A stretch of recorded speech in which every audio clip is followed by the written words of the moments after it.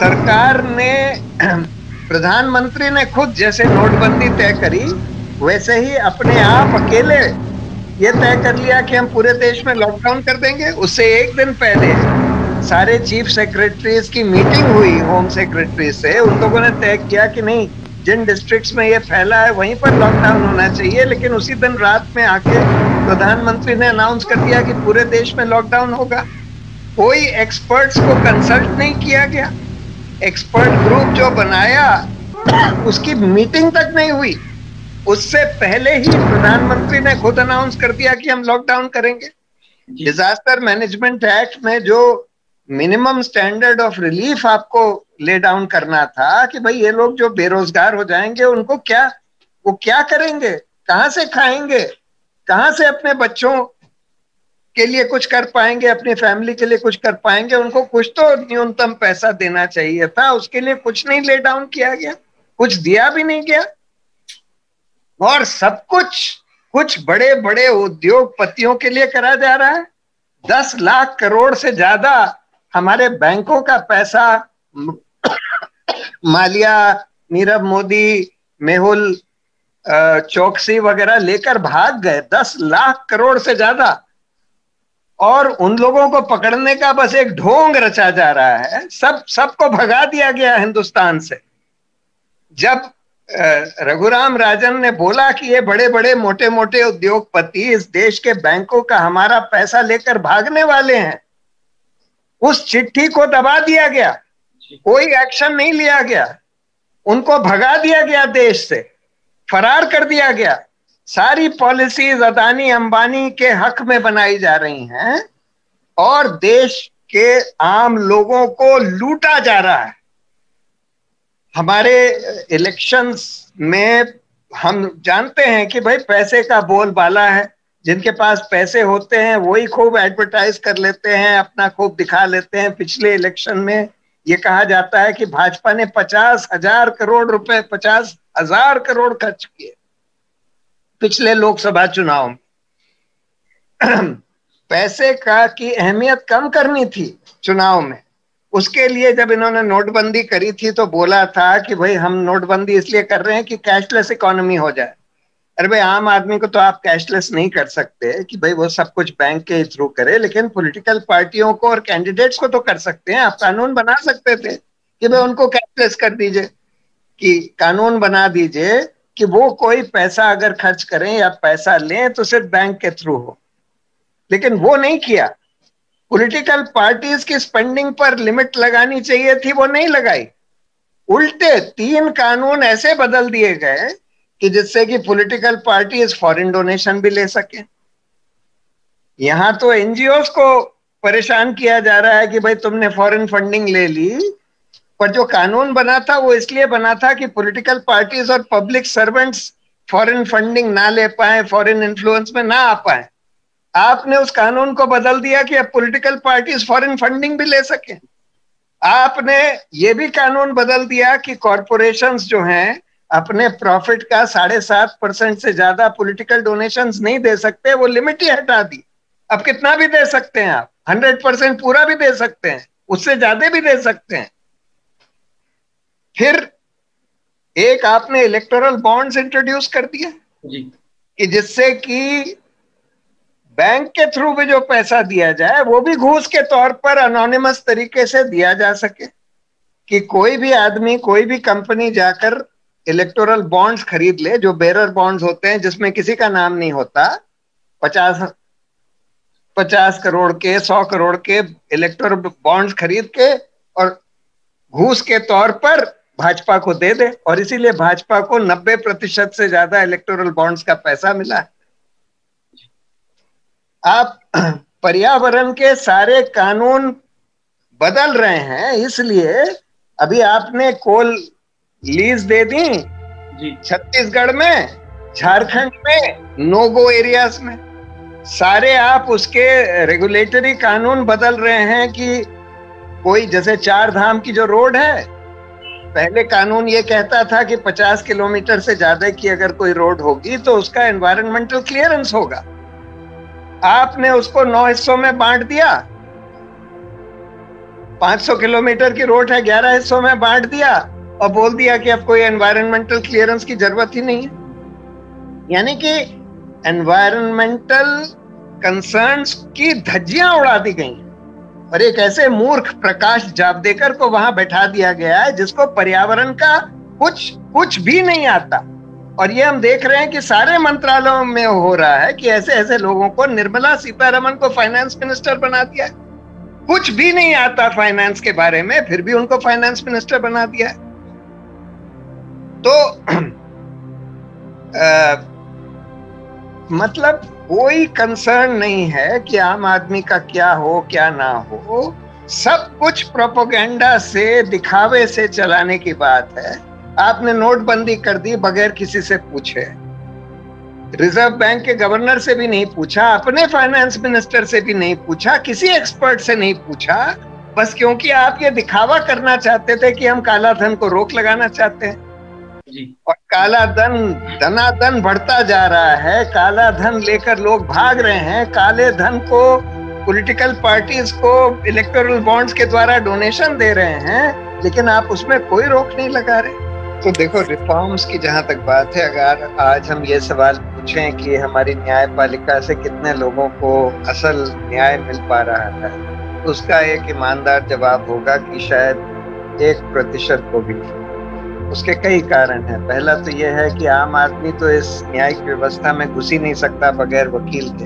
आम आदमी के पास वकील के करने के पैसे नहीं होते, तो वो तो किसी गरीब आदमी को अगर पुलिस पकड़ लेती है किसी भी झूठे आरोप में, तो वो तो बेचारा बस हाथ जोड़कर खड़ा हो जाता है, क्योंकि वो अपने बचाव में कुछ कह ही नहीं सकता, कुछ कर ही नहीं सकता। और इसीलिए देश के जेलों में आधे से ज्यादा लोग तो अंडर ट्रायल्स, जो अपनी बेल भी नहीं ले पा रहे, उनको बस अक्यूज किया गया है, उनका ट्रायल भी नहीं होता और वो जेलों में सड़ते रहते हैं, क्योंकि अपना बचाव भी नहीं कर सकते, बेल भी नहीं ले पाते।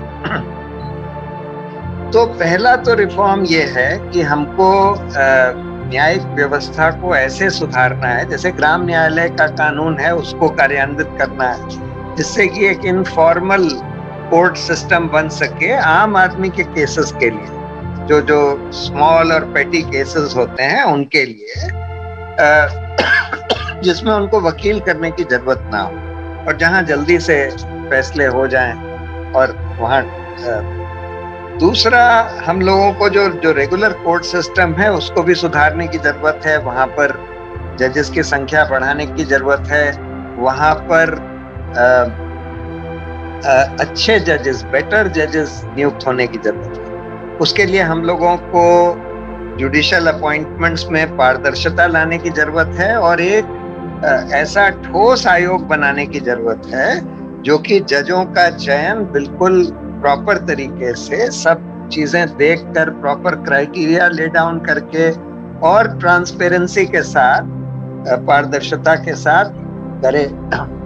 फिर हम लोगों को जजों की जवाबदेही लाने के लिए, क्योंकि अभी तो जो इम्पीचमेंट का प्रोसेस है वो एक पॉलिटिकल प्रोसेस है, बहुत मुश्किल है, उसमें 100 एमपीज के दस्तखत कराने होते हैं और फिर बहुत लंबा प्रोसेस है।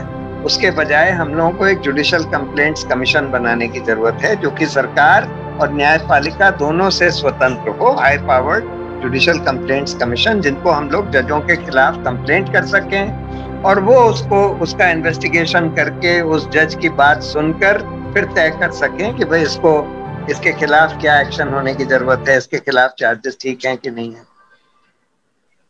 अब ये कैसे होगा, क्योंकि ना तो सरकार कोई रिफॉर्म्स चाहती है, ना ही न्यायपालिका कोई रिफॉर्म्स चाहती है। तो ये जब तक जो रियल स्टेक होल्डर्स हैं वो तो कंज्यूमर्स ऑफ जस्टिस हैं, जो आम आदमी है जिसको न्यायपालिका की जरूरत है। तो जब तक उन लोगों का एक बड़ा कैंपेन इस पर नहीं चलेगा तब तक ये रिफॉर्म्स नहीं आने वाले। और उसके लिए इसका पूरा डिस्कशन, पब्लिक डिस्कशन होना चाहिए कि भाई न्यायपालिका में क्या गड़बड़ी है, क्या सुधार होने की जरूरत है। और इसीलिए जरूरी है कि न्यायपालिका में जो भी खामियां हों उसका open, free and Frank discussion हो सके। जो सिर्फ सावधानी बरतने की जरूरत है वो बस इतनी है कि हम लोग कोई ऊल जलूल आरोप भ्रष्टाचार के या किसी और तरह के, बगैर किसी एविडेंस के, किसी जज के खिलाफ ना लगाएं या कोई इररिस्पॉन्सिबल बात ना करें जिसका कोई आधार ना हो।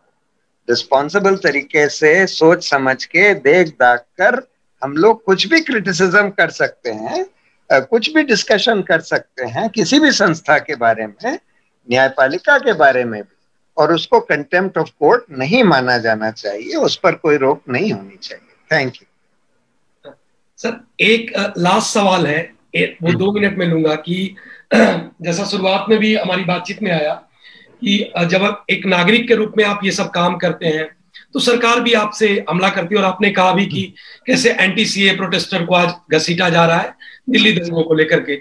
हमारे साथी अनुपम है, अमित है, उन सबको बुला करके पूछताछ किया जा रहा है, जबकि उनकी सारी बातचीत पब्लिक डोमेन में रही है। इसके बावजूद तो आज का युवा, क्योंकि मुझे लगता है कि हम युवा आजादी के आंदोलन में रहे, इमरजेंसी जब हुई तभी वो बड़ी अग्रणी भूमिका में रहे। आज का युवा एक दोहरी मार झेल रहा है, एक तरफ बेरोजगारी से वो परेशान है, दूसरा अपने जीवन यापन को लेकर के वो बहुत चिंतित है। ऐसे में इससे कैसे लड़ा जाए, इसको मैं कुछ शब्दों में आपसे जानना चाहूंगा। देखो, पहली बात तो ये हमको ये समझना चाहिए कि ये देश युवाओं के लिए ही है, क्योंकि उन्हीं की जिंदगी, हम लोगों की तो जिंदगी ज्यादातर निकल गई जी। युवा की जिंदगी उनके सामने है, और युवा ही सबसे बड़ा स्टेक होल्डर है हमारे समाज में और हमारे फ्यूचर में। जी जी। और युवा के पास ही सबसे ज्यादा एनर्जी होती है, सबसे ज्यादा आइडियाज होते हैं नए नए। तो इसलिए सबसे बड़ा दायित्व इस देश को बचाने का, इस देश के लोकतंत्र को बचाने का, इसको सुधारने का युवाओं के पास ही है।